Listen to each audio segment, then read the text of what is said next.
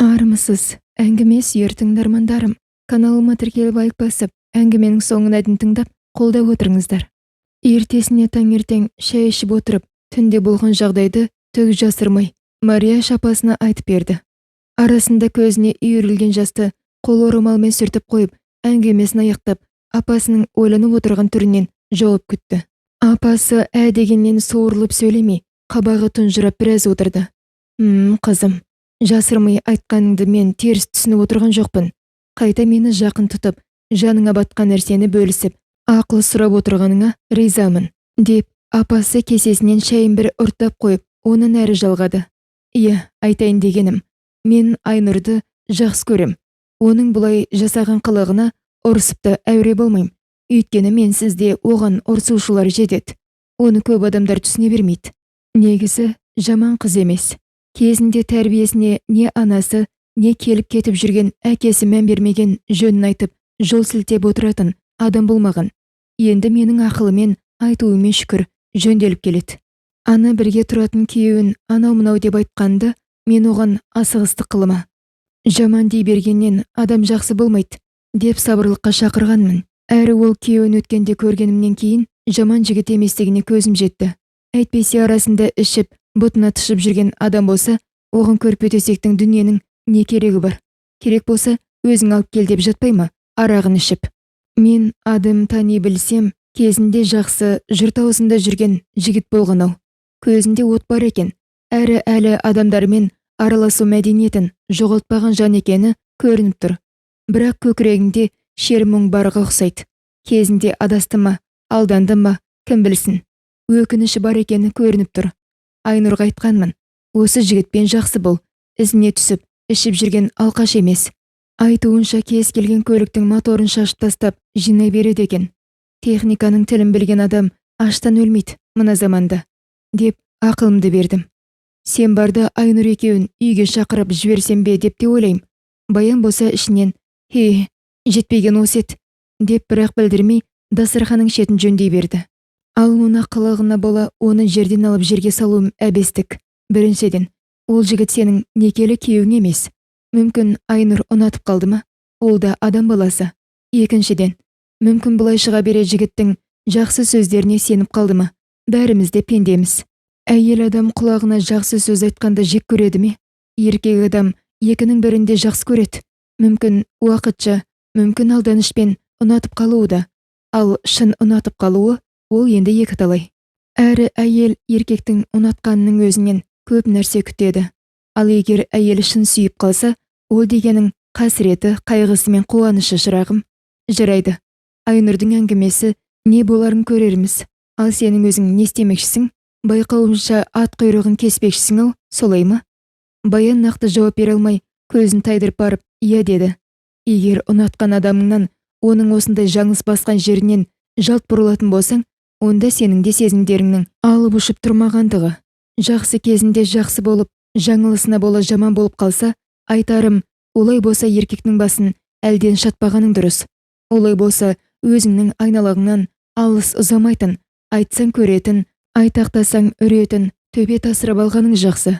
Шын жақсы көрген адам еш нәрсеге қарамай сүйеді. Жақсы әйел ғана Құдайдың көмегімен жаман еркекті жөнде алады. Ана мынау деп, мынаны анау деп жүре беру әйелге жараспайды. Мен саған жан тілеумен қал деп тұрған жоқпын. Оны өзің білесің. Ойланып көр. Неше жыл бас жіпсіз жүрген бұзаудан қандай бұқа өсіп шығады? Әрине, әр ыржаңдағанға қарамай өтпейтін еркектер олар. Оны жөндеу тек сенің өз қолыңды. Жақсы көріп ұнатқан еркегіңді бетіне күлген әйелдің қолына беріп жібере берсең, білмейм шырағым, онда ойыңдағыдай еркекті әлі де біраз іздейсің ау. Бірақ та бір білерім, іздеме, әр пенденің маңдайына жазылған махаббатына сай адамы бар. Одан айналып өте алмайсың. Тек асығыс қылам деп, кейін өкініп қалма. Осы ақылды Айнұрға да айттым, жасыратыным жоқ. Маған сенің жігітіңнің не деп жүргенін, не істесем екен деп айтқан.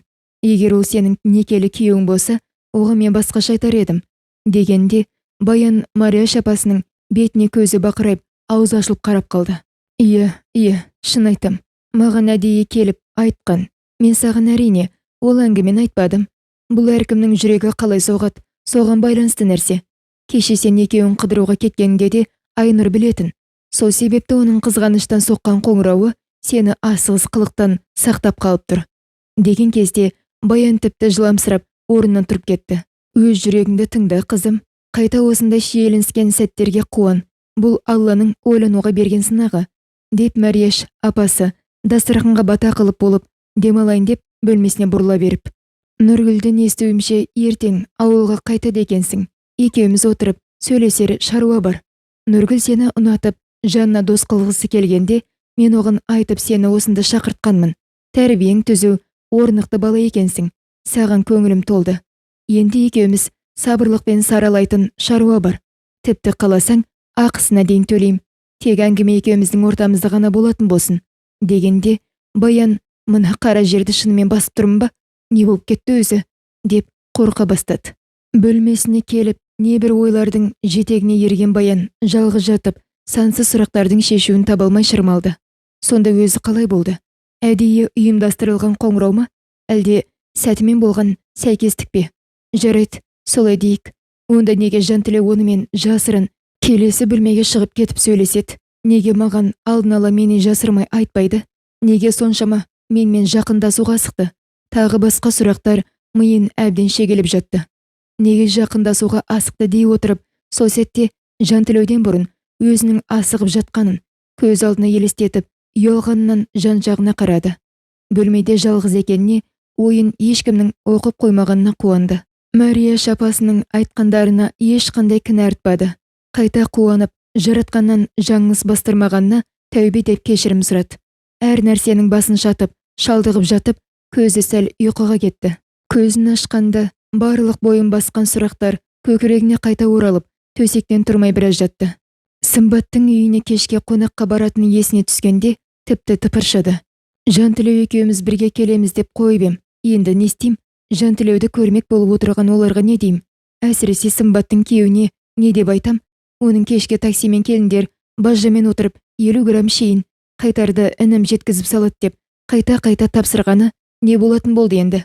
Сорлы қыз құсап сүмірейіп, жалғыз барып, сылтау айтып отырғаным қалай болар екен? Болмаса ертіп барып, еркін отыра алмай, етек жеңімді қымтап, тымсырайғаным дұрыс бола қояр ма екен? Ал осының бәрі Айнұрдың ұйымдастырғаны болса ше, ұрлық үстінен ұстап алған ештемем жоқ.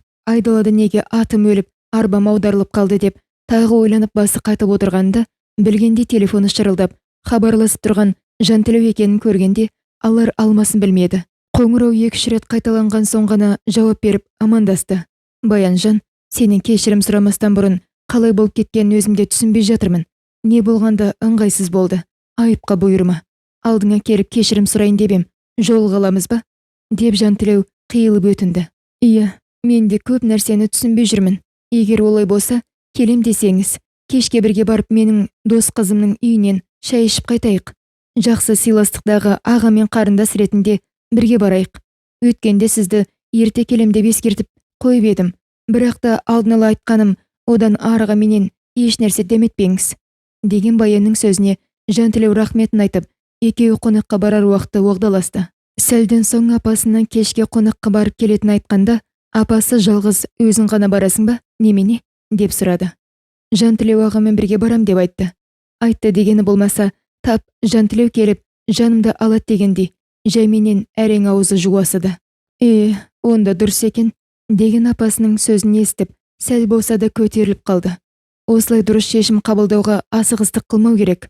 Дұрыс, бірге барғандарың, деп апасы мұның бетіне күле қарап қойды. Ертең ауылға қайтам деп жобалып, жолға деген жүктерді реттеп, жинап жүргенде, Жантілеудің де келер уақытын есептеп, ол келгенше салонға барып шашын тырнағын жөндетіп қайтты. Қанша дегенмен көкірегі алаң болып, соншалықты көңілі соғып тұрмаса да, апасының айтқаны менен өзіне өзі ақыл беріп, білдірмеге тырысты. Қолдарына гүлі, жөн жоралғыларын алып, екеуі жарасып, Сымбатты үйіне келгенде, сыртынан қараған адамға сүйсінерліктей жүбеді. Алдарынан жүгіре шығып, жасырмай амандасқан кішкентай балаларға келген тәттісін үлестіріп, Баянда мәз болып қалды. Ойынан әзірге түсіп, оны өзінің де сағынып жүрген сезді. Әсіресе, бірге келгендеріне Сымбаттың күйеуі Асқат қатты қуанды. Екеуі тіпті бір-бірін сырттай білетін, руласта болып шықты. Әсіресе Сымбат Басқаны білмейм, Құдай қалап қосылып кетсеңіздер, жәкең маған жезде болады, деп әзілдегенде Жантілеуде жай қарап қалмай: мүмкін Асқат жағынан алсақ, сен маған келін болып та келесің, сол дұрыс емес пе? Деп әзілді одан ары жалғады.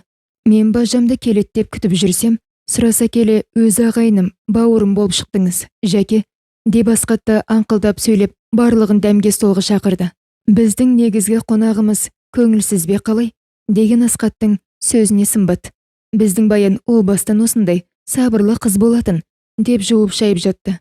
Дәмге отырып шай ішіле бастағанда Сымбат: ал құрметті қонақтар, мына әдемі жаңадан шыққан, деп жұрттың бәрі мақтап жатқан виноны әдейі арнап алдым. Магазинші қыз осы виноны көп мақтап берді дегенде, Сымбаттың қолындағы әдемі этикеткалы виноны көріп, Баян Жантілеуге қарап еріксіз жымиып күлді. Оның бұл қылығына Жантілеуде қосыла күлгенде Сымбат түсінбей біртүрлі болып бұларға қарады. Жоқ, ештеңе емес. Тек кеше Баян екеуміз қалада қыдырып, дәм татқан кафеде де тура осындай вино ішкенбіз, деп Жантілеу ақталғанда Баянға қарап еді. Ол да риясыз жымиып, тек абайлап ішетін вино екен, деп көңілдене күлгенде, жүрегі орнына түскен Сымбат ендеше дұрыс екен деп қуанып қалды.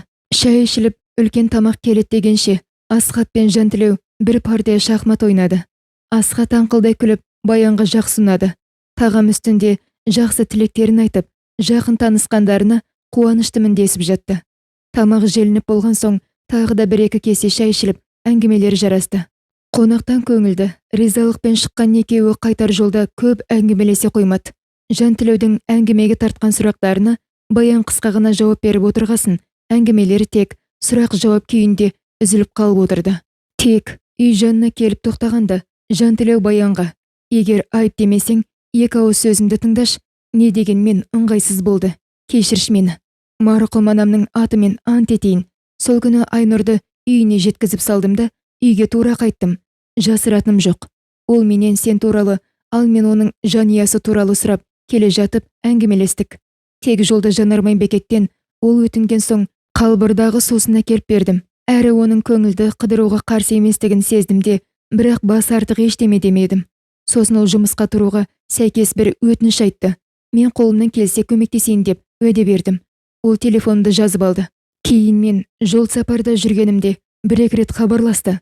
Артынан үйге келген соң артқы орындықта жатқан шарфты көріп, шынымды айтайын, мен сенің затың екен деп мұқият бүктеп, орындықтың артқы қалтасына салғанмын. Қара басып оны кейін ұмытып кетіппін. Баянжан, имандай шыным, ол келіншекпен одан арығы ойымда болған емес, деп әңгімесін Баянның бетіне жалтақтап аяқтады. Не болса да маған ренжімеш. Сосын егер рұқсат болса, сені ертең өзім шығарып салайын. Сәл күрсініп Баян: ренжімейін десем де, екіұдай күй кешіп отырғанымды жасыра алмайым. Сізге қатты сеніп қалып едім. Жарайды, жалғасын өмір өзі көрсетер. Иә, ертең ауыр сөмкелерімді апарысып шығарып салсаңыз дұрыс болар еді, деп қоштасып, Сымбаттың апасына берген сәлемдеме сарқыттарын алып көліктен түсті. Жантілеу қуана күліп, ертең келем деп уәделесіп, машинасымен жылжып кетті. Қонақтан көңілді қайтса да, Мария апай демалып қалған шығар деп, қақпаны өз кілтімен ашып, басқан ізінің дауысын білдірмей, Баян үйге кірді. Есіктерді де еппен жай ашып, жоғары көтерілейін деп еді, алдынан апасы шығып: айналайын, жақсы қонақ болып қайттыңдар ма? Ұйықтамай сені күтіп жүрмін, деп сөйлеп бөлмесінен шықты. Иә, жақсы отырыс болды. Көптен бері көңілімнің көтеріліп қайтқаны. Қазір киімдерін дауыстырып қайта түсем апай. Айтпақшы, сізге берген сәлемдемесін ас үйдегі столға қойдым. Сізге көп сәлем айтуды. Бірге жұмыс жасамасақ та, апай мен ағаны сырттай жақсы білеміз деп жатыр. Дегенне апасы: сәлемет болсын, рахмет. Иә, біраз адам бізді біледі ғой, деп қуанып қалды. Олай болса, сен түсем дегенше мен шайнекті су толтырып газға қоя берейін. Иә апай, мен де тез келем қазір, деп Баян бөлмесіне көтеріліп, кең диванға сол күйі құлай кетті де, төбеге қарап азғана жатты. Шыныменен де, көптен бері қонақтан көңілді қайтқаны осы шығар. Сымбат пен Асқаттың ақ тілектерінен кейін Жантілеу туралы жақсы ойға беріліп, ол тіпті күйеу сияқты сезініп те кеткендей болған рас еді. Иә, адам баласын өсіретінде, өшіретінде сөз ғой. Мақтау сөзді ретімен айтылса, кім жек көреді дейсің? Қонақ күтіп сыйлайтындай өз баспанаңмен бірге жаныңа жалау болып жүретін жарың мен балаларың болғаны қандай керемет. Баға жетпес бақыт екені рас. Сымбаттай досының бар болғанына сондай қуанып, тағы да басқа жерлердегі достарын ойлап кетіп, іштей тәубаға келіп, шүкірлік қылды. Апайының дайындап жатқан дастарханына Сымбат беріп жіберген сыбаға мен сарқыттарын қойды да, әдемі қара көк қымбат матадан тігіп, ою өрнекпен нақыштаған ұзын камзол мен жаулықты апасына кигізіп, «Ой, Сымбат тура сізді сызғышпен өлшегендей алыпты ғой», деп мәз болды. «Ой, айналайындар, киімсіз емеспін ғой, алайда мына камзол орамалмен маған да күшті ұнап тұр», деп апасы айнаның алдында барып көріп жатты. Баян, «Ал мынау ағайға деп берген костюм», деп сыйлықты орындықтың арқалығына ілді. Алғысын айта жүріп, апасы сый-сияпатын бөлмесіне апарып келді. «Сен келген соң ішермін деп күтіп жүрдім. Шыныменен қарнымды ашқан екен», деп апасы Баянның әкелген дәміне де риза болды. «Ағаңда Баян ертең қайтатын болса, жақсы сөзімді айтайын. Ұйықтап қалмасам, мені де шақырыңдар» деген. Мен барып шайға шақырып келейін деп, түпкі бөлмедегі ағасының жұмыс жасайтын, әрі демалатын бөлмесіне беттеді. Үлкен кісілер дәмге келетін болған соң, Баян басына кішкене әдемі орамалын тағып, айналдында аз-маз жөнделіп алды да, осылай қарай беттеп келе жатқан ағасы мен апайды көріп, «Келіңіз, аға, жоғарылаңыз», деп столға шақырды. «Иә, айналайын, Баян қызым», деді ағасы, шай ішіп отырып. «Ертең елге қайтқалы отыр екенсің. Ақ жол болсын, барлығына сәлем айтарсың. Нұргүл мен анасы сөйлесіп тұр ғой, сонда да болса, бізді көп ойымдамасын. Өзің көзіңмен көрдің, бізді көп ойымдайтындай мәселеміз жоқ. Қайта өзіне Наскоға қарап күліп жүрсін. Ауырған адам жазылады. Құдай жар болсын деңіз», деп ағасы әңгімесін әрі жалғат. «Сосын жасырмай айтайын, күйеу баламыздың шамалы тентек мінезі бар. Жалғыз өскен бала арлы, намысшыл келеді» дейді. Біз әрине ағаларымыздың ізіне еріп, жас кезімізде солардың таяғын жеп өстік. Қайырып сөз айтпадық. Одан жаман тәрбие алмадық. Нұргүлмен араласып дос болып жүрсең, өзің де байқарсың. Нұргүлде мінез жағынан ешкімге ақысын жібермейді. Не дегенмен де, бірақ зат әйел ғой, білдірмейді. Қаладағы қанша дос жарандардың балаларына бұйырмай, шөбі сол елге түсті. Өзі таңдап шыққан соң біз қарсы болмадық әрине. Менің мына апайыңнан естігенім, атанаңды арулап жөнелткен көрінесің, иманды болсын. Алайда жалғызым деп жабықпай, Нұргүліммен аралас, оған көмекші бол. Ауру сырқаулы кезінде жанды екінші қызымыздай сен бар деп жүрейік. Айналайын, әркез есігіміз саған ашық. Оқуыңды ойымдама, өзім сөйлесіп, жеңілдік жасатып берем. Ал қалған әңгімені мына Мария шайта берер. Мен де демала берейін деп, дастарханға өз батасын жасап, орнынан тұрып, өз бөлмесіне беттеді. Апас екеуі дастархан басында өздерін еркін сезініп, шайларын ары жалғастырды. Үйдің иесі әйел болса, әйелдің қандай екен жасаған тағамдары мен ниетіне қарап бағалаймыз. Міне қандай керемет пісірілген бауырсақ. Осыдан ақ Сымбат құрбыңның бағасын біліп отырмын. Шырағым, деді апайы әңгімесін бастап. Жақсының жанына ерсең, жақсы істерін көресің. Сенің де үйде болған бір аптаның ішінде көп жақсы жағыңды байқадым. Өмірлі бол, шырағым. Әттең, апайыңның күші қайтқан кезіне келіп отырсың. Әйтпесе, әлі де көп нәрсеге үйретер едім. Оқасы жоқ. Біліп үйренем деген адам өзі талпыныс жасау керек негізі. Тәрбиең жақсы, түбінде саған Құдай береді. Жаман болмайсың, деп шайды баппен ішіп отырған апасы кесесін алдыға созды. Рахмет апай, сізден үйренерім көп екен. Мен де сізге бауыр басып кеткендеймін, деп Баянда апайын әңгімеге қамшылады. Жасыратым жоқ. Нұргүлмен сөйлесіп, әңгімесін тыңдап отырмын. Сен айтып аузынан тастамай жүр. Наскода жолыңа қарап жүр екен, балапаным, деп апайының сәл дауысы дірілдеп еді. Баян ұшып тұрып, дәрілерін әкеліп берді. Негізі қайтетсе, дәрі ішпеу керек. Қорықсақ дәріге жүгіреміз. Амал қанша. Алайда адамды қартайтатын нәрсе. Ол уайым қайғы. Сондықтан өзімізді өзім жақсылыққа итермелеуіміз керек. Солай дұрыс болады. Ойлана келе саған айтайын дегенім, бәріміз мына теледидардан сериалдар көріп келеміз. Нянка, служанка, тубернантка, тағы басқа дегендер санамызға сіңе бастады. Егер Нұргүл өтініш қылып айтса, еш арланба.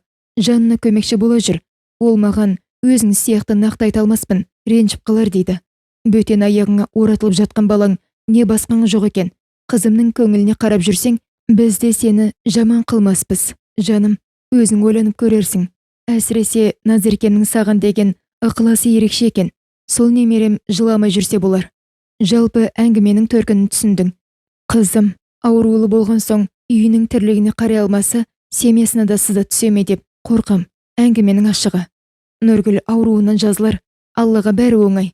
Жазылмаса басқа салғанын көре жатармыз. Деп терең күрсінген апасына бірдеме демек түгілі. Баяның басы әлде қашан салбырап кетіп, жыламсырап отыр еді. Білмедім, апай. Әзір ондай еш нәрсе ойламап едім. Мен онсыз да Нұргүлге көмектесем, маған да жаныма дос керек. Деп дауысы бұзылған Баян тоқтап қалды. Иә, ауылдық жерде бәрі көрініп тұрады. Әңгіме қауғасы көп. Алайда араларыңда шынайы сыйластық болса, айтып шаршаған соң, жеңіл ауыздыларды қояды. Деп ойын тіктеп алған апайы. Еш нәрседен кемді көрсетпейм. Осы қызымды уайымдаймын деп өзімде шаршап келе жатырмын. Күйеуге шықсаң, бар жасауыңды жиып берем. Кәде көметіңде кем қалмайды. Тек адал болсаң болды бізге. Деді апайы кесесін алдына қойып. Тек бір айтарым, Нариман екеуінің араларында бөтен жақындық болмасын. Осыны мықтап еске сақта. Қызым тіріде төсегін ешкімге былғатпаспын. Деп апасы дастарханға батасын жасап бетін сипат. Бойындағы бар ұяты бетіне шығып қызарып кеткен Баян: "Жоқ апай, не дегеніңіз? Құдай сақтасын, олай айтпаңызшы", деп жылап қоя берді. Апасы орнынан тұрып жатып, "Құдайды тек сақтанғанды ғана сақтайды" дейді. Баянның бұл әрекетінен оны қызғанып қалды ма? Жоқ әлде қысылып қалды ма? Ғалымбектің жүзі бозарып барып басылды. Тіпті орнынан тұрып кетіп қалғысы келіп тұрды да, ойланып сәл сабырлық сақтады. Жарайды, олай болса басқа әңгімемді айтайын.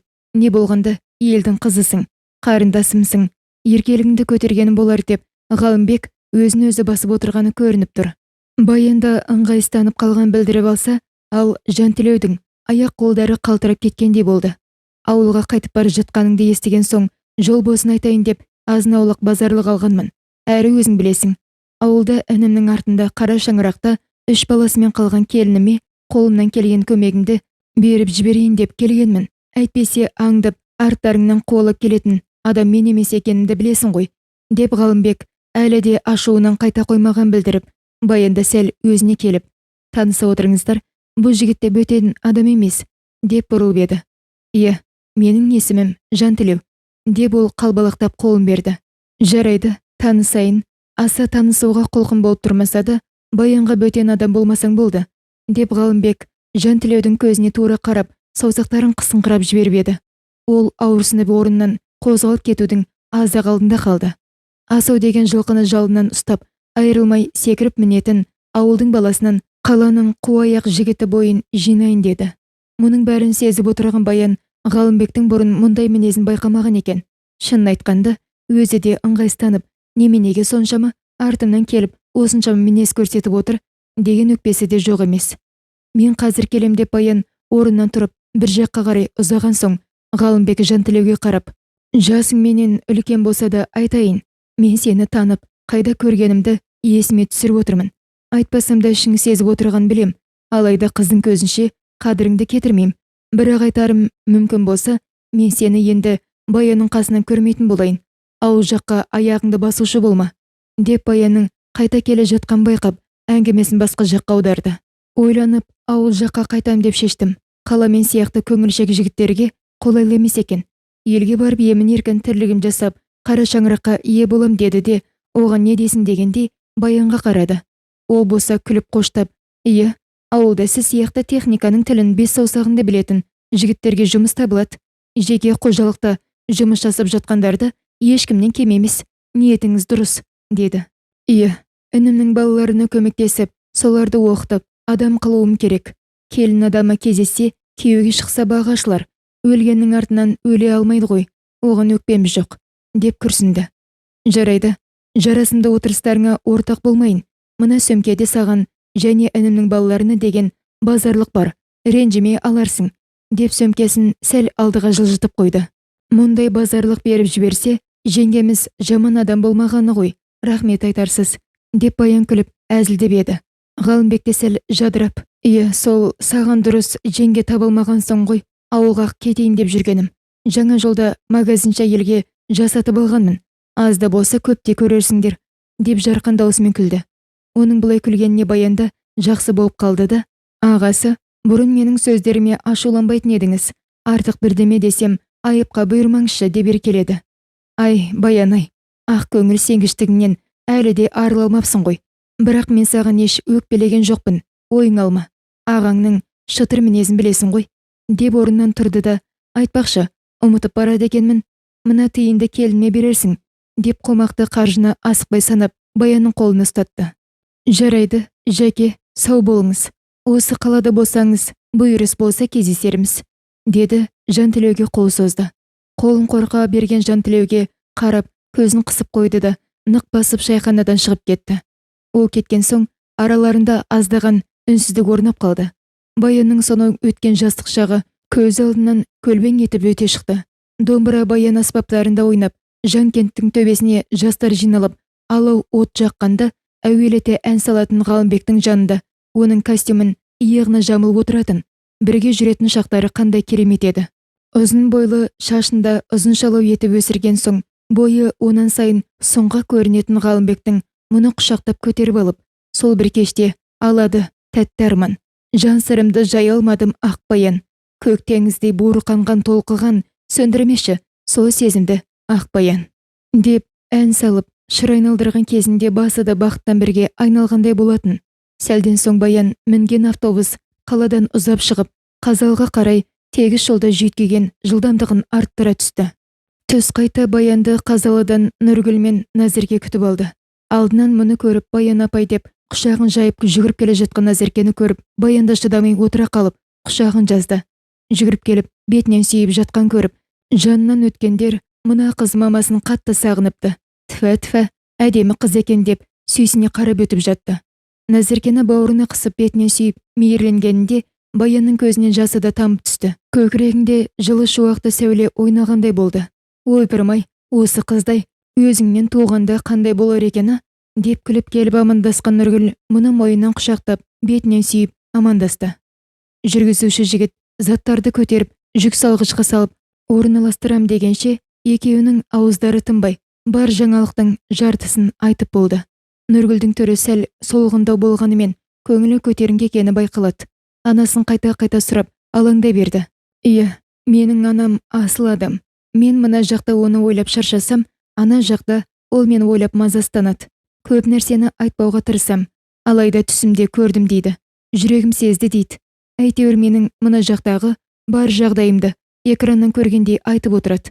Анаңнан артық сезінер кім бар өзі, деді Нұргүл күрсініп. Иә, маған да сені көп тапсырды. Қарап қой, көмектес деді. Баянда оның әңгімесіне қалай араласуды білмей.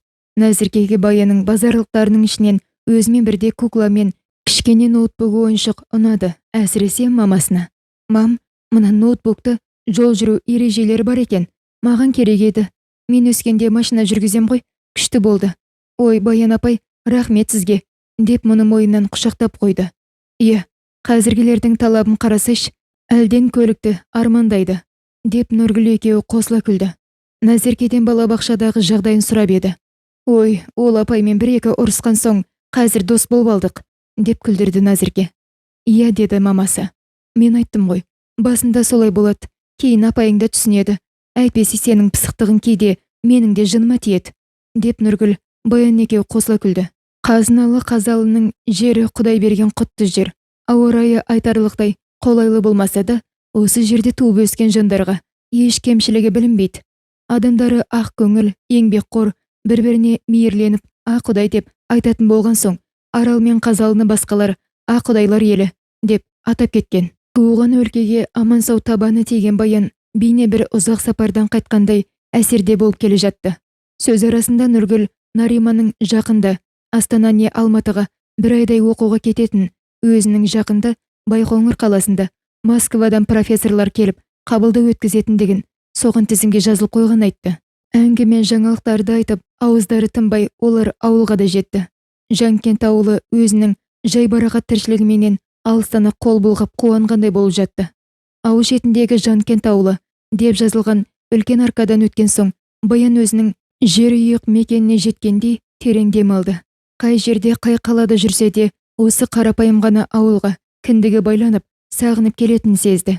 Осы ауылда туып өскен ақынның атыңнан айналайын Жанкент деген, сенде туып сенде алғаш еңбек дегем, ауылдан арман қуып кетсем дағы, алыстан әдейілеп сендеп келем деген жыр жолдары нағыз шын жүректен жазылған екен. Бүгін тағы сезінгендей болды.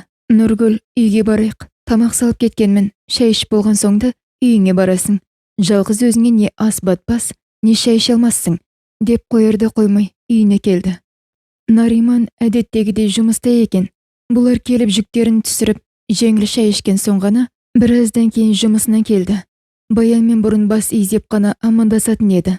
Бұл жолы есіктен күліп кіріп, қол алысып, амандық саулық сұрасты. Баянда шаруаларыңыз қалай? Деп сұрағанда Нариман, иә шүкір, жаман емес, бірақ шаршататын жұмыс қой. Негізі әкім болып жасы ұлғайған, байсалды, жасқа келген адамдар істеген дұрыс. Біз сияқты қаны қызу жастарға қиындау. Болмашы мәселелер күнделікті қайталанып, өзің де шаршайсың, өзгелерді мез қыласың. Деп бір күлдіріп алып, киім ауыстыру үшін өз бөлмесіне кетті. Тамақ ішіліп болғаннан соң көлікпен үйіне қайтқан Баян Жолай Ғалымбектің інісінің үйіне соғып, ол беріп жіберген аманатын тапсырды. Ғалымбектің сәлемдемесінен әкелгеніне таңдана қараған келіні алғашында түсінбей ұялып, артынан ой рахмет, мынауыңыз жақсы нышан ғой, оңынан болсын дегенде Баянда ерексіз қалай әумин деп айтқан білмей қалды. Өз үйіне көтеріңкі көңілмен келгенімен есікте тұрған қара құлып еңсесін түсіріп жіберді. Алдынан айналайынын айтып шығатын ата-анасы жоқ, не болмаса аға жеңгесі, бауыры бірге тұрмаған соң, әрине, солай ғой, ренжігенмен амалы жоқ. Қалтасынан кілтін алып, үйінің есігін ашып, заттарын кіргізді. Киімдерін ауыстырып, есік терезен ашып, біраз желдетіп алып, үйін тазалауға кірісті. Үйінің жарығы жанып тұрған соң, көршілері келіп, амандасып, жағдай сұрасып кетті. Ау Баянжан, сені біз күйеу бала машинасымен алып кеткен соң тойға барамыз ба деп жүрсек, деп әзілдегендеріне, асықпаңыздар, оған да жетеміз. Ал бұл жолы оқуыма барып, қайтадан жалғастырып келдім, деп шынын айтып жатты. Мейлі шырағым, аман жүрсең болар, әйтеуір, деп олар да тілекші болып жатыр. Иә, өмір осылай өзінің бұрынғы қалпына түсті. Ойлап қараса біраз шаруалар бітіріп келген екен. Енді не болса да оқуын аман-сау аяқтап бітірсем деген тілегі бар Баян алдағы күндеріне жақсы үмітпен қарап жүрді. Сенбі жексенбіде кір қоңын жуып, ауласын тазалап, түк тыным таппады. Дүйсенбі күні демалыс мерзімі де бітіп, жұмысына шықты. Жалғыз Нәзерге емес, бар тәрбиеленушілерін сағынып қалыпты. Олар да мұның жанынан жиналып, бұл тарытқан тәтті конфеттерді таласпай бөліп жеп, мәз болысты. Зоя Мұратқызы да бұрынғыдай емес, жанына жақын тартып, жағдай сұрасып, жақсы болып қалды. Бәтия апасы пісірген бауырсақтарының иісін бұрқыратып, шай берді. Қалада бір подъезде тұрса да, бір-бірінің есігін ашпайтындар қаншама. Ауылдың бір артық жері осында. Көрінбей қалсаң, көршілерің іздеп келіп, хабар алысады. Баянның қазанға тамағын салып, дастархан жайып, ата-анасына оқытқан Құранына шақырғаны бар. Болмаса шақырмай, естіп келгені бар. Біраз адам жиналды. Даурыға әңгіме айтып, шай ішіліп жатырған кезде, қабыл болсын айту үшін есіктен еніп келе жатқан Нұргүл мен кішкене Назеркені көрген дастархандағылар сілтідей тына қалды. Олардың амандасқанына жауап беріп, бірі танымай, оған екіншілері, ау, ауылымыздың әкімінің келіншегі мен қызы ғой, деп қуаны да қызғана бір-біріне айтып жатты. Ата-анасының рухына арнап Құран оқыттырып, Құдай тамаққа келген қонақтар олар туралы жақсы естеліктер айтып, кетерлерінде дастарханға жақсы тілектер айтып тараған соң, Баянның көңілі кәдімгідей көтеріліп қалды. Берген асымызды келген қонақтарымыз сүйсініп жесе де, қуанатын қазақпыз ғой. Айтқан тілектердің басым көпшілігі өзіне арналып, басың екеу болсын деген тілекке Баянда ішінен аумин деп отырды. Нұргүл мен Нәзеркені жібермей, артынан өздері оңаша отырып шай ішті. Нұргүл анасын уайымдап жүргенін, соған ертең барып қайтқысы келіп отырғанын, ал Нәзеркені Баянның жанына осында қалдырып кеткісі келетін айтқанда, Баянды тіпті кішкентай Нәзерке де қуана келісті. Үйткені жолға шықса мазасы кетіп, жүрегі көтеріліп құсып, әуреге түсетінінен Нәзеркенің де өзі де мезі болған еді. Барған соң жағдайға қарап көрем. Егер маманың қасында болуым керек болса, бір аптадай болатын шығармын. Баян егер қажет болса ренжімесең, үй жаққа соғып, Нариманың тамағын дайындап қойып кетерсің, деп өтінішін айтқан Нұргүл Баян келіскен соң риза болып қалды. Ал Назго, алаңсыз сенің қасыңда жүре берсін, әуелі Аллаға сосын саған аманат деп Нұргүл Назеркені ертіп ертеңге дейін қоштасып қайтып кетті. Иә, Нұргүлдің анасына барып қайтқанын бұл да жақсы көріп жүреді. Қанша дегенмен көзімен көріп қайтқаны дұрыс қой. Ертесіне балабақшаға Назерке мен Нариман бірге келді. Күліп, амандасқан ол беріп жатқан көмегіне ризалығым жеткізіп, Назгомды сағынып кетсем, көлік жіберем, екеулеріңіз бірге келерсіздер. Ал бұлай күндері жаныңызда жүре берсін. Басқа сұрағандарға артық әңгіме қылмай-ақ қояйық деп өтінді. Кешке балабақшадан шығар кезінде жүргізушісі келіп, үйлеріне жеткізіп салды. Балабақшадан шығып көлікке бірге отырып кетіп бара жатқандары мен Назеркенің Баянның үйінде соның қасында жүрген көргендер көп нәрсе біле алмай таң болды. Қуыршақ ойыншықтарын жайып ойнап, балдай тәтті тілімен Назерке Баянның үйіне жан бітіріп, жап-жарық қылып жіберді. Оның әр сұрағы мен өтінішіне ерінбей жауап бере жүріп, Баянның да аяқ-қолы жеңілденіп кеткендей болды. Келесі күні кешке қайтарларында жүргізуші, қызымды сағындым, екеулерін үйге алып кел деді бастығым. Дегенде Назерке екеуі қосыла күлді. Үйіне келгенде Назеркені айналып толғанып жатқан әкесін, оның мойнына асылып, еркелеп, бар әңгімесін, не істегендері мен не ішіп жеген әкесі сұрап қызы айтып жатқан көріп, Баян да біразға дейін күліп мәз болды. Бәрі бірге шай тамақ ішіп, Баян орнын жиыстырып болған соң, Нариманың өзі көлікпен үйлеріне жеткізіп салғанын көргендер, көрмегендерге сымсыз телефон арқылы сыбырласып жеткізіп үлгерді. Ауылдың жеңіл ойлы желбоғыз жандарына жаңа бір тақыр пайда болып, жақсы болып қалды. Нұргүл анасының жанында болып, жақсы көңілмен қайтып келген соң, қызының жағдайын көріп, көңілі кәдімгідей көтеріліп, орнығып қалды. Анасының жағдайын әкесінің сәлемін айтып, олардың да ризашылықтарын жеткізді. Анасының әңгімесінен Айнұрды қалай сабасына түсіргенін естіген Нұргүл ішек-сілесін қатырып айтқанды. Баян қатты ұялып отырды. Өзіне сол керек. Аузына ие болмаса, солай болады деп Нұргүл Баянға риза болып отырды. Қойшы, Нұргүл, басқа әңгіме айтшы, десе де, ол есіне түсіріп күле берді. Біртіндеп Баян мен Нұргүлдің достығына ауылда басқаларды үйренісе бастады. Арасында Нұргүлдің үйіне барып көмектесіп қайтып, кейде Нариман жоқ кезде сол үйге қона салуы, таңертең балабақшаға Назерке екеуі көлікпен бірге келіп кетіп жататындарына да көп жандардың көздері де үйренісе бастады. Алғашқы кездерде елдің артық ауыз сөздерін құлағы шалып, қанша дегенмен көңіліне алған көңілсіз сәттерінде Нұргүл Баянға басу айтып, қазақ қосып айтады, қоспасы несін айтады, дейді емес пе? Өте жүрегіңе жақын қабылдап, жабыға берме, ауыздарға қақпақ бола алмайсың, деп жігерлендіріп қояды. Сонда да болса, қаңқу сөз қабырғасына кейде батып та кетеді. Нариманның туған күніне достары қаладан келер қарсаңында Нұргүл екеуі үйлеріне тазалық жасады. Қанша дегенмен ауырған адамның мазасы болмай жүрген соң, қолы да жұмысқа бармайды емес пе? Үйдің ішін жақсы тазалаудың керек екенін сезіп те жүрген еді. Нұргүл өзі өтініп айтқан соң тазалық жұмыстарын бастап та кетті. Дос-жарандары жан-жақтан жиналып, Нариманның туған күні кішігірім той болды. Баян көбінесе ас бөлмеде болып, дастархан мәзірлерін жасап жүрді.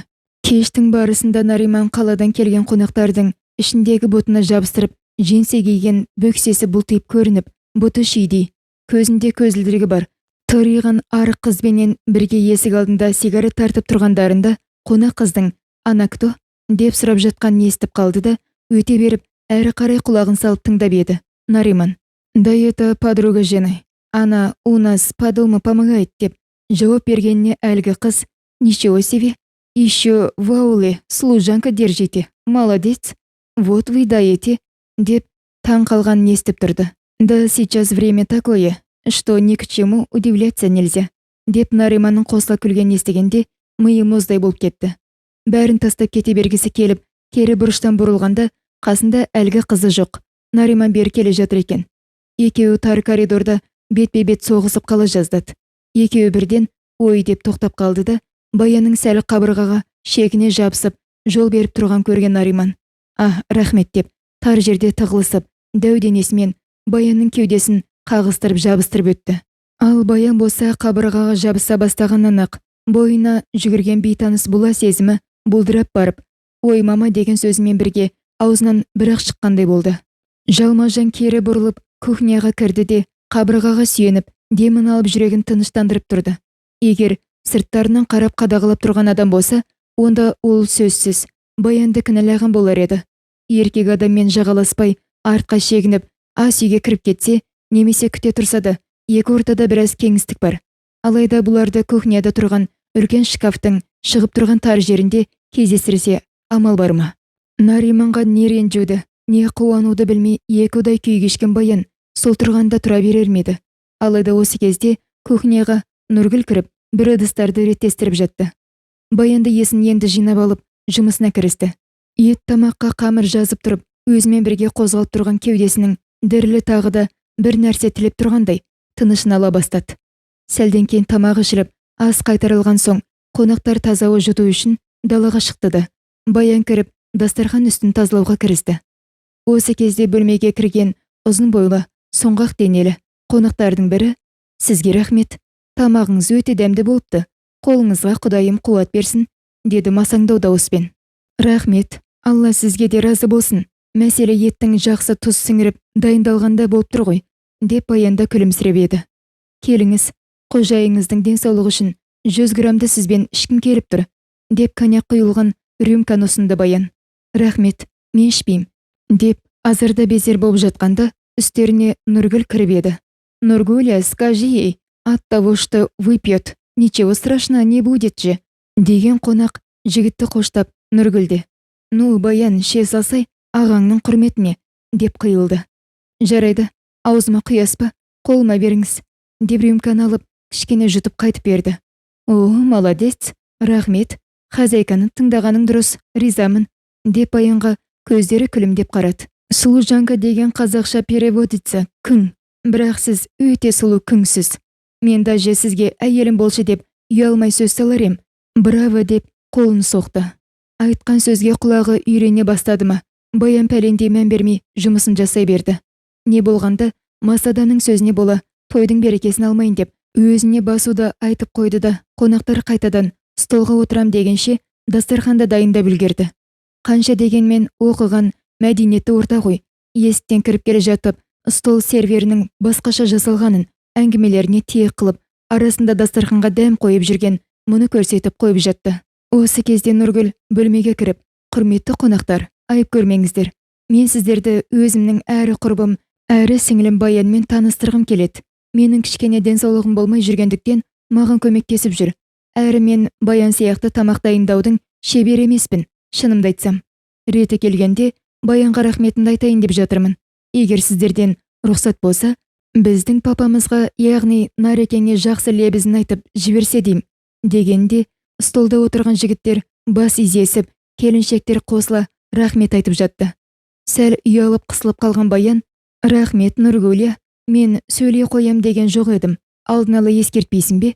деп майыса күлгені керемет жарасып тұр еді. "Жездемізге зор денсаулық, отбасының бақытын тілейм. Ал карьерный рост и благополучие дегендер еңбекпен келе берер дүниелер. Ең бастысы Нұргүлге Құдайым қуат берсін, дені сау болып, Назеркенің артынан сәбилер келе берсін. Сол үшін алдырыңыздар, өтінем", деп рюмкасын қоймақ болып жатыр еді. Қонақтар арасында отырған ақсары әдемі келіншек: "Ой, рахмет Баян, сіз қайда жұмыс жасайсыз?" деп сұрады. "О, садикке дайын заведующий екенсіз ғой, сөзіңіз өте сауатты." Кәне келіншектер, Баянның тілегіне тегіз алдырайық. "Она мне понравилась", деп рюмкасына ернін тегізді. Нариман да Баянның жанына келіп: "Кәне балдызым, 5 грамм алдырайық. Рахмет саған Баян", деп риза болып иығынан құшақтады. Баянға Нариманның саусағының ұшындағы дірілі сезіліп тұрды. Әлде бұл Баянның иығының өз дірілі ме? Дәл қазір ол онша бас ауыртар жайт емес еді. Таңертеңгілік балаларды қабылдап, ертеңгі жаттығуларын жасатып болып ыңғайласа бергенде, көрші топтың тәрбиешісі келіп: "Сізді Зоя Мұратқызы кабинетіне шақырып жатыр", деген соң айнаға қарап түзеліп алды да, ширақ басып меңгерушінің бөлмесіне келіп есігін қақты. Рұқсат сұрап ішке енген Баянды бастығы орнынан тұрып күліп қарсы алды да, оң қапталда тұрған диванда отыруға шақырды. "Хал қалай Баян, денсаулық жақсы ма?" "Шүкір, рахмет. Зоя Мұратқызы, жай шақырдыңыз ба?" Жауап берместен бұрын жанына жайғасқан Зоя Мұратқызы әңгімесін арадан бастады. Айтайын дегенім Баян, әңгімені ашық айтар болсам, ағайын жағынан алсақ, сен маған қайын сіңлім болып келесің. Оны айтпағанда ата-анаңның көзін көріп, қолынан дәм татқанмын. Сенің анаң, яғни абысыным жақсы кісі еді, иманды болсын. Солардың әруағын сыйлап, сені кезінде жұмыс қалдым, өзің білесің. Оған еш нәрсе сұраған емеспін. Менің арым таза, саған жаманшылығым жоқ. Мен соңғы кезде осы балабақша ішінде болып жатқан ахуалды әкімнің аузынан еститін болдым. Әрине, уайымдап отырған ештемем жоқ. Тіпті кейде қайтадан мектепке мұғалім болып кеттім де келеді.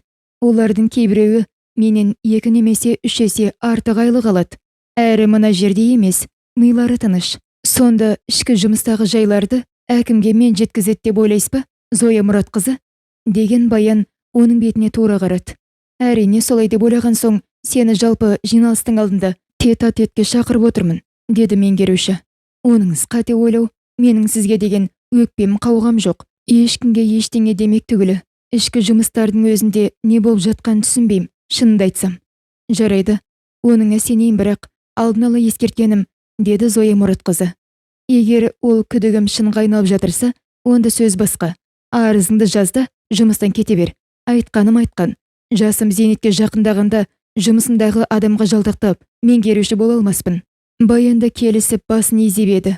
Меңгеруші әңгімесін жалғап, екінші айтарым, мен сенің жұмысыңды бағалап, әрі нақты осы жұмысқа қажет мамандықты оқып жүргеніңді ескеріп, болашақ орныма қояр адам ретінде дайындап жүрмін. Сондықтан соңынан жаман сөз ерген қаламайым. Маған сыбыс жетіп жатыр. Сенің қосымша әкімнің үйінде күң болып жұмыс жасайтыныңды естіп, таң қалып отырмын. Әйелі Нұргүлдің науқастанатынын естіп жүрмін. Бірақ енді ауылға үлгі өнекі көрсететін отбасының өзі мынадай естіген құлақпен айтар ауызға ұят қадамға барады. Үйлеріне күң ұстайды деп ойламаппын. Алайда сенің сол әкімнің мемлекеттік көлігінің ішінен мініп түсіп жүргеніңді бірнеше рет көзім шалды. Ал осыған не дейсің? Деп меңгеруші нақты фактілерді алдыға тартып. Айтып отырғандарыңызда бәрі нақты әңгіме, бірақ түсінігі теріс нәрселер. Мен әкімнің әйелі Нұргүлді сыйлайым. Дос екенімізде арасында денсаулығы болмаған соң өтініш айтқанда барып көмектесетінді рас. Онда тұрған не бар? Мен мемлекеттік жұмыста, яғни балабақшада жұмыс жасаймын. Заң бойынша менің басқа жеке пайда жасайтын жұмыстармен айналыспауым керек. Алайда жұмыстан тыс уақытта кез келген адамға көмегімді беруге, дос ретінде араласуыма, шақырса қонаққа баруыма құқым бар. Сондықтан мекеменің басшысы ретінде елден өсек жинаумен айналысуға, әрі менің ар-намысыма тиюге хақыңыз жоқ екенін ескертем. Ал астындағы көлігін қалай және не нәрсеге пайдалану керектігін әкімнің өзіне барып айтып, түсінбегеніңізді сұраңыз. Сөз соңында айтарым, маған ақыл айтпастан бұрын қарамағыңыздағы қызметкерлерді шақырып алып, оларға айлық есебінен іш киімдер мен колготкилер, тағы басқа заттар сатумен айналысуыңызды доғарыңыз. Сосын барып, басқалардан ілік іздеңіз. Егер рұқсат етсеңіз, мен жұмысыма барайын, деді Баян. Жоқ, ол не дегенің, Баян? Деп Зоя Мұратқызының даусы дереу құбылып кетті. Мен сені шақырғанда өзім сініп, елдің арасында осындай әңгіме болып жатыр деп, соны ескертейін дегенмін. Әрине, мен дос болғанды түсінем, олай араласқанның еш бөтендігі жоқ. Деп Зоя Мұратқызының көздері бақырайып, қолдары дірілдеп кетті де, сосын менің саған қайын сіңлім ретінде айтқан осы әңгімелерім екеуміздің ғана арамызда қалады деп сенем, деп Баянға қарады. Мен әзірше ешкімнің орнына қызығып жүрген жоқпын. Уақыты келіп айтылып жатырса, ойланып көрермін. Жарайды, жеңгем ретінде айтқан қамқорлығыңызға рахмет. Мен сізді сыйлайым. Әлі де сізден үйренерім көп екен мойындайым, деп орнынан тұрып бөлмеден шығып кетті. Осыдан кейін біраз уақытқа дейін алып қашпа әңгімелер басылғандай болған. Нұргүл Байқоңырдағы әскери госпитальдан шақыртып алып, барып тексеріліп келді. Енді Москвадан келетін профессорларды күтіп жүр. Олар келіп шақырса, тәуекел деп, солардың еміне жүгініп ота жасатады. Баянның Нұргүлге барып көмектесіп ертеңгілікте не кеште болсын үйін жинастырып жүргеніне жұрттың да көзі үйрене бастады. Жаңа жылда жайменен жақындап қалды. Бір кездегідей думандатып тойламаса да, бұрынғы кеңестің кезеңінде тойлап үйреніскен жұрт жаңа жылды қарсы алу үшін мерекелеуге дайындала бастады. Өз үйінің төріне сонау уақыттан бері осы үйдің жақсылығына тілекшеде болып келе жатқан шыршаны сүртіп тазалап, тоққа қосып, гирляндаларымен безендіріп қойды. Жаңа жылды жақсы үмітпен, ниетпен күту Баянның бала күнінен ең жақсы көретін қағидасы. Жыл басталар алдында аулаға шығып, бақшаның қоршауының ішіне кіріп, ақ қардың әлі аяқ баспаған жеріне дейін кешіп барып, қос қолын жайып күбірлеп, Алла тағалаға жалынып жалбарынып, өліге иман мен тіріге береке тілейтіні анасынан үйренген әдеті. Әрі жаңа жылды кіммен қалай қарсы алсаң, сол жылда сол адаммен бірге болып жақсы тірлік кешесін деген ұғымға Баян қатты сенеді. Өткен жылдарды жалғыз қарсы алған соңда, жалғыз басты жүруі соның айғағы сияқты болып көрінетін. Неге екені белгісіз. Осы жылы Баянның өміріне жақсы өзгерістер әкелетін, жағымды жаңалықтары көп болатын жыл сияқты көрінеді. Иншаллах. Солай болғай деп үйінің ішін әктеп тазалап, ескі, өзіне керек емес, киюіне тарлық қылған киімдері мен көп пайдаланбаған құрбосқа жиылып тұратын ыдыстарын бала шағасы көп, табыстары аз таныстарына таратып жіберді.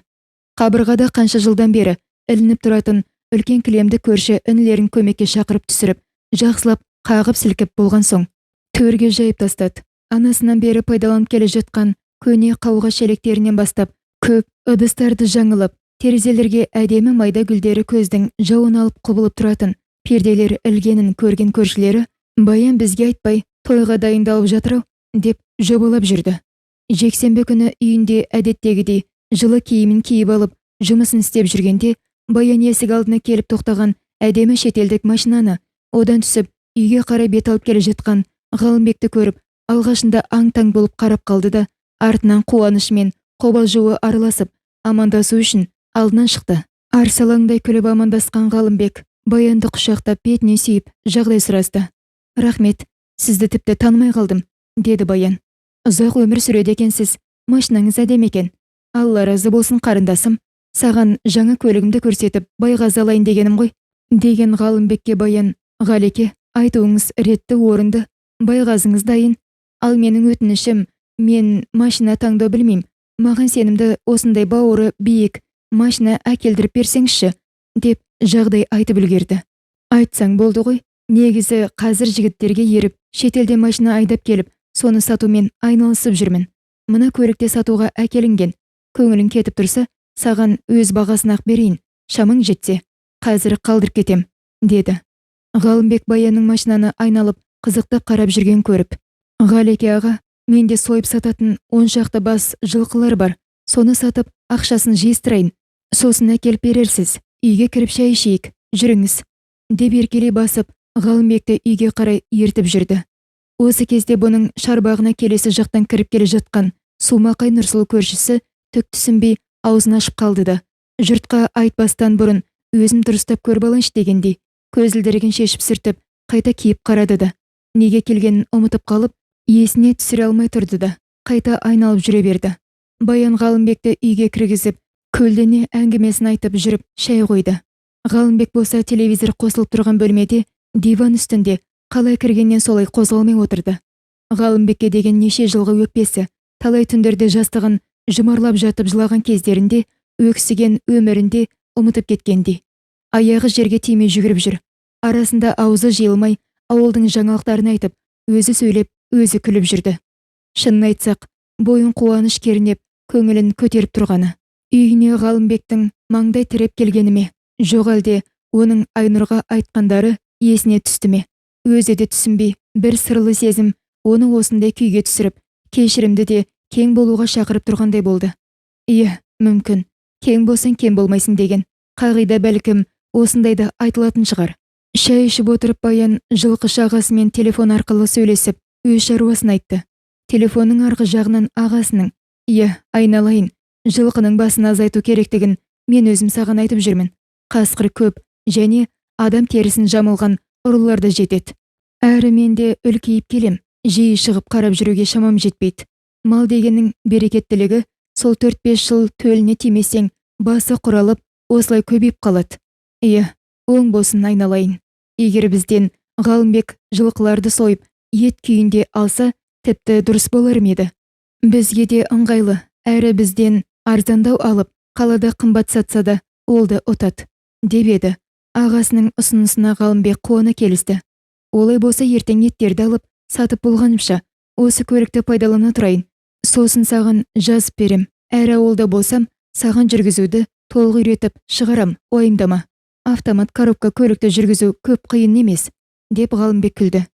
Иә, өзімде көптен бері көлік жүргізсем деп армандайтынмын. Енді сәтін салып тұрау. Жаңа жылға жаңа көлікпен кіретін болдым-ау, уау деп, Баянда балаша қуанып мәз болды. Ал енді негізгі тұрағыңыз қайда болады, Ғалеке аға?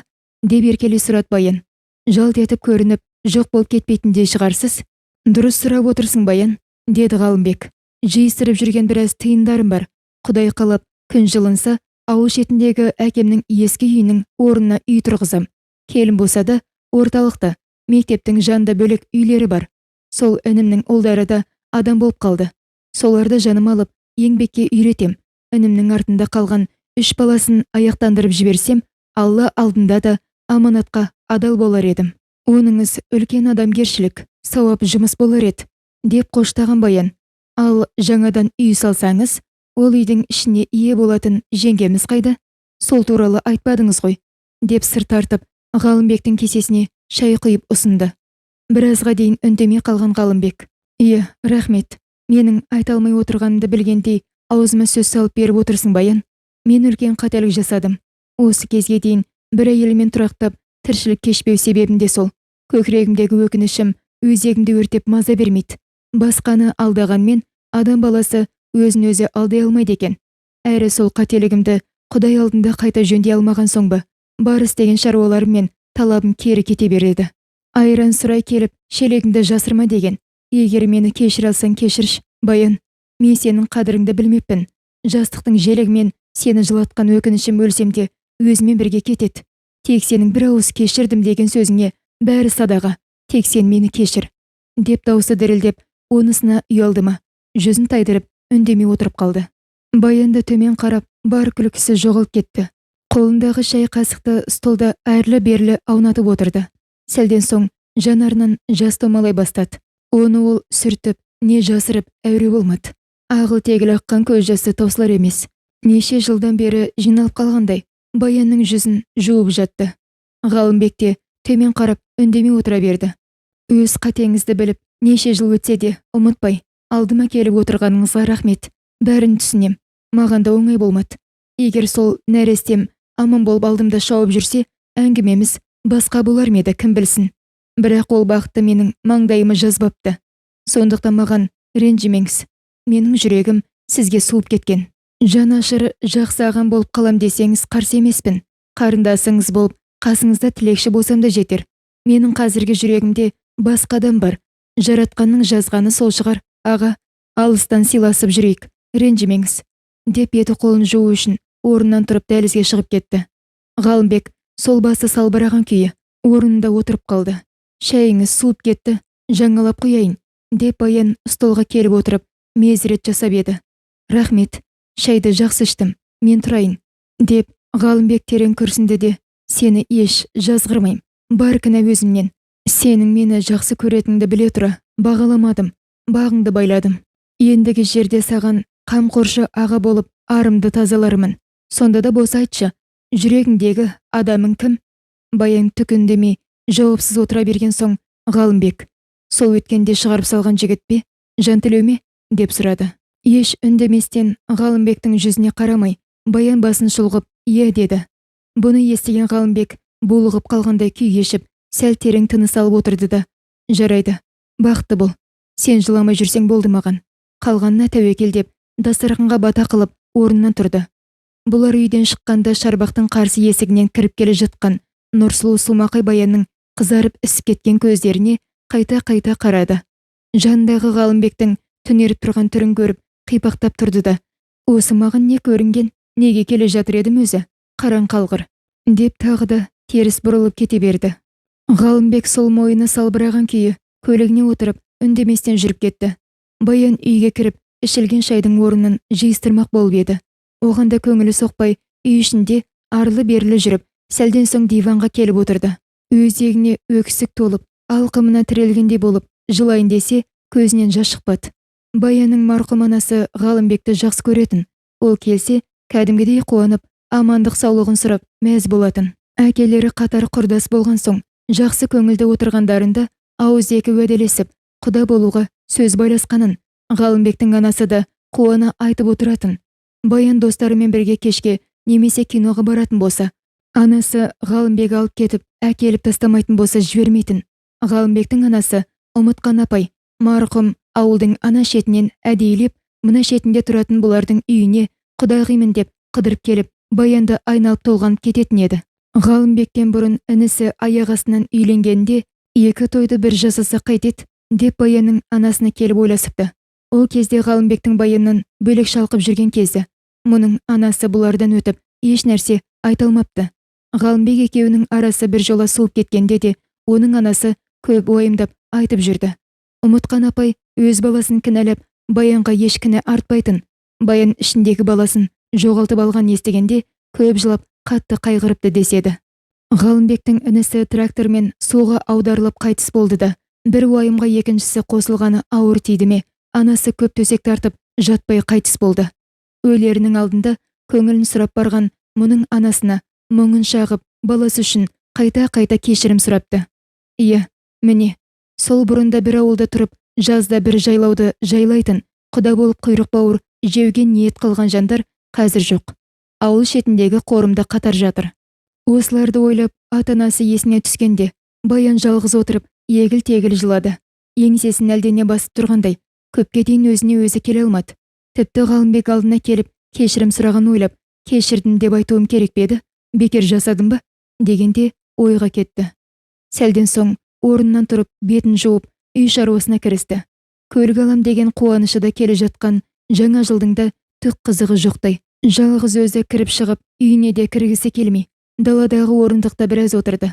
Бойы тоңазып, дірілдей бастағанда ғана суықта көп отырып қалған сезіп, амалсыз тұрып үйге кірді де, сол көңілсіз күйі өз бөлмесіндегі төсегіне келіп қисайды.